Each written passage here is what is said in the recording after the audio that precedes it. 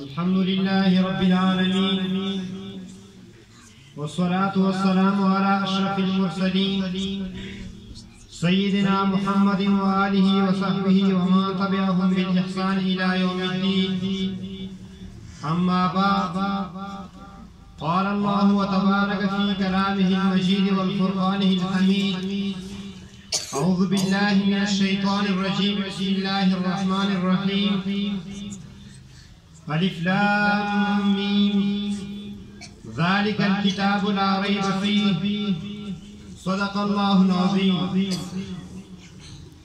محترم جج صاحبان، اساتذہ کرام، مہمانان گرامی، السلام علیکم. زنان تاسو ته د قرآن مجید په موضوع باندې څو خبرې عرض کول غواړم. عزتمندو، ما چې کوم آیات تاسو په حضور کې ولوستل، اللہ جل شانہ فرمائی: الف لام میم ذالک الکتاب لا ریب فیہ. الف لام میم واللہ اعلم بمرادہ. یا الف منا اللہ جل شانہ، لام منا جبرائیل علیہ السلام، او میم منا جناب نبی کریم صلی اللہ علیہ وآلہ وسلم. اس دا الف نا انکار ہم کفر دے، دا لام نا انکار ہم کفر دے، او دا میم نا انکار ہم کفر دے. ولی دا قرآن لکلو والا زمون خالق دے. قرآن چی چار روڑے دے، ہوا دا فرشتو سردار دے. او قرآن چی پچا نزل دے، ہوا دا انبیاء سردار دے. دا الف لام میم مکمل وضاحت نشم کولی، وقت کم دے، علماء دیر تفسیر کرے دے.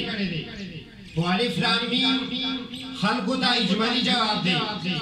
بعض خلق وائی چی جبرائیل علیہ السلام نوزو باللہ پو آخر اوڑادو کیا غلط شوئے دے، نو قرآن اجمالی جواب ورکو. ہمونگ دا قرآن نا تا پوسو کرو چی اے قرآن تویو عالمی کتابی پا عالمی نبی بانی نظر شوئی، خدا را تو ایسے چاہ نظر کڑے ہوا سوک دے. نو قرآن با جواب در کئی رب العالمین، ہوا رب العالمین دے. ہمونگ دا قرآن نا تا پوسو کرو چی اے قرآن تانا مخ کی چی سمرہ کتابنا رغلی دی، کہا انجیل دے دا بنی اسرائیل دا پارا نظر شوئے دے، کہا تورات دے دا بنی اسرائیل دا پارا نظر شوئے دے، کہا زبور دے دا کنعان دے علاقی خلق دا پارا نظر شوئے دے. نو اے قرآن تو ہم دا یو قوم دا پارا نظر شوئے، یو علاقی دا پارا نظر شوئے. ہدل لقوم یو قسنگا. نو قرآن با جواب در کری ہدل للعالمین، سو ہدایت دا پارا دا طول عالم. ہمونگ دا قرآن نا تا پوسو کرو چھے قرآن دا دنیا کی سمرہ علوم دی، دا ٹھول پتا کی موجود دی. نن کا پر سوک پا علم نحو کتاب دی کی، یا پا علم صرف کتاب دی کی، یا پا علم حساب کتاب دی کی، یا پا علم جغرافیہ کتاب دی کی، یا پا علم ریاضی کتاب دی کی. نو خلق شکوک بھی غماندی، شبہات بھی، خلق قربانی اترازات دے بھی. نو اے قرآن دا ٹھول علوم پتا کی موجود دی، دارا تو ہے جتا کی تشک شبہاشتاو کنا. نو قرآن کو جواب در گئی ذالک الکتاب لا ریب فیہ، دایو داسی کتاب دی جس شک و شبہا نشتا. کمونگ دا قرآن نا تفوسو کرو چی تا پچا نازل شوئے، پچا نازل شوئے ہوا سور دے. نو قرآن کو جواب در گئی رحمتا للعالمین، ہاں رحمتا للعالمین دے. کمونگ دا قرآن نا تفوسو کرو چی خلق ہوائی دا قرآن مجید دا پا حضرت علی رضی اللہ عنہ نازلی دو ہو جبرائیل علیہ السلام نعوذ باللہ کو آخر اوڑو کے غلط شوئے دے. نو قرآن کو جواب در گئی نزل علی محمد، زب محمد رسول اللہ صلی اللہ علیہ وسلم باندی نازل شوئے. کمونگ دا قرآن نا تا پوسو کرو چھے قرآن تو چارا وڑے حسنا چرتا کمزوری کسر وڑے. نو قرآن کو جواب در گئی، نو قرآن کو جواب در گئی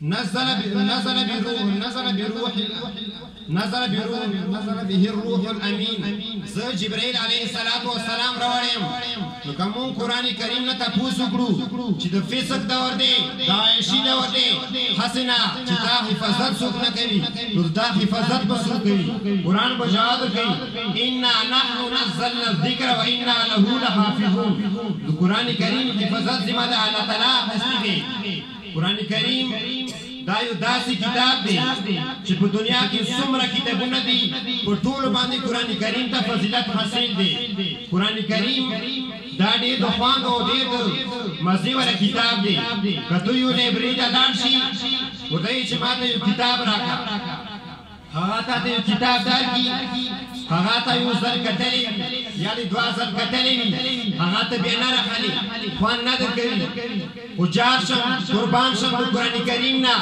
دا یو داسې کتاب دی که یو ځل یې وایي نو مزه به درکوي که بیا یې وایي نوره مزه که لس ځل یې وایي نوره مزه که سل ځل یې وایي نوره مزه په تربیحو کې وایه نوره مزه په تهجد کې وایه نوره مزه حتی په کوم ټیم کې وایي مزه به درکوي قرآن کریم دا یو داسې کتاب دی چې په یو حرف باندې لس نیکي ملویږي لس ګناهونه معاف کېږي او لس درجې اوچتېږي قرآن کریم دا ډېر د لوی شان او د عظمت والا کتاب دی قرآن کریم ویل خو خود ثواب دی قرآن مجید اوریدل هم ثواب دی قرآن کریم څه ویلی نشي قرآن کریم ته سترګو غړول هم ثواب دی قرآن مجید چې څوک وایي قرآن مجید چې څوک وایي هغه سره محبت کول هم ثواب دی قرآن مجید دپاره یوه تخته وقف کول هم ثواب دی قرآن کریم دپاره یو غلاف